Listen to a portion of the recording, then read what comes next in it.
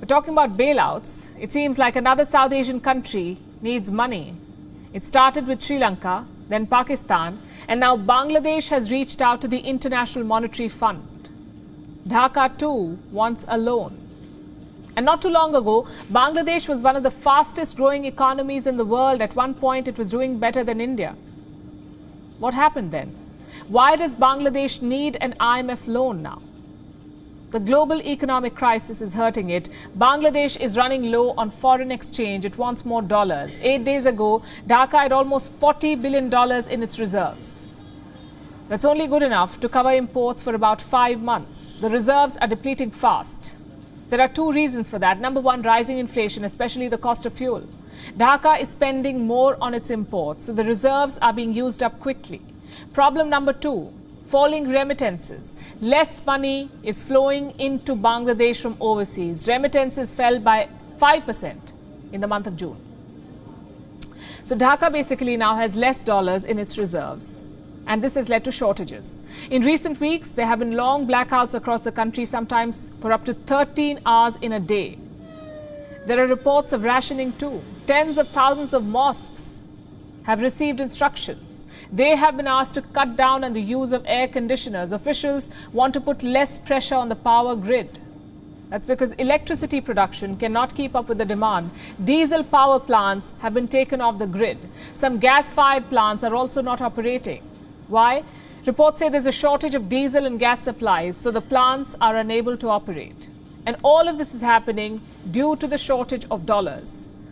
Finance Minister A.H.M. Mustafa Kamal spoke out yesterday, and I have that statement with me. This is what he said. We can't print dollars. We have to earn them. We earn dollars by the hard work of our people who work or do business abroad. They are the driving force of our economy. So Bangladesh has now reached out to the IMF for a loan. How much money does it need? At least $4.5 billion, according to reports. There's no official confirmation. Reports say Dhaka wants this money to deal with the balance of payments crisis. Some funds will also go towards dealing with climate change.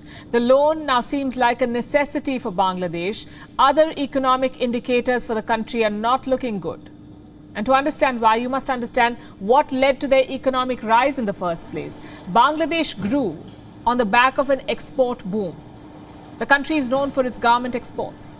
But in recent months, Bangladesh has been importing more. Imports have jumped by 39%. Exports, on the other hand, grew by just 34%. So there's a gap. Their currency has also depreciated in the last 3 months. The Bangladesh taka has lost 20% of its value against the dollar. Will the situation get worse from here? Dhaka says there's no reason to be alarmed. The finance minister issued another statement today, and this is what he said this time. We're waiting to see their conditions. If the IMF conditions are in favor of the country and compatible with our development policy, we'll go for it, otherwise not. Seeking a loan from the IMF does not mean Bangladesh's economy is in bad shape. So what really is happening in Bangladesh? Is it out of cash? Or does it just need a bridge loan to tide over a temporary crisis? Only the IMF can make that assessment. Their team will travel to Dhaka in September for talks. WION is now available in your country. Download the app now and get all the news on the move.